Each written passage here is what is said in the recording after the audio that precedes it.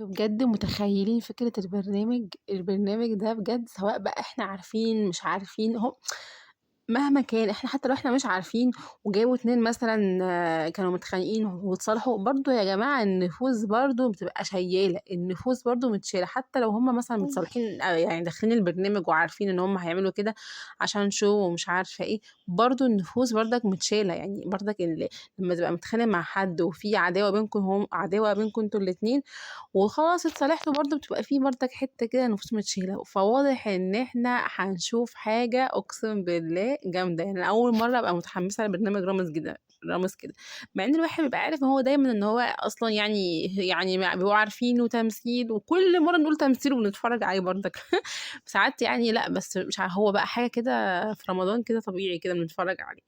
وجايب بقى حسن شاكوش ومراته وباسم سمرة اللي هو مسلسل العتاولة ده، وأحمد السقا، وجايب ناس كتير جدا، ومي عمر، بصوا لا ناس كتير كتير كتير يعني. بصوا واضح بيجوا يتبهدلوا كده ويمشوا، يجوا يتبهدلوا حبة كده ويمشوا. بصوا مي خشاب وأيتن عامر وأحمد أهل، بصوا واخد دج في دماغه هنا مش عارفة في ايه.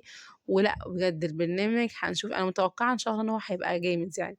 فهو اصلا برنامج رامز جلال بيسمع ايا كان، جامد مش جامد بيسمع بس انا متحمسه لحلقه حسن شاكوش هيتعامل معاها ازاي.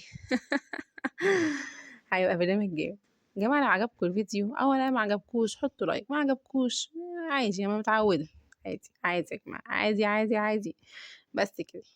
واستنوني بقى عشان هنزل لكم بقى فيديو جامد قوي كمان شويه، مش كمان شويه، كمان شويه النهارده هحط لكم بقى في الزينه بتاعت رمضان بتاعت البيت بقى عندي بقى، بص يعني فرح فرح فرح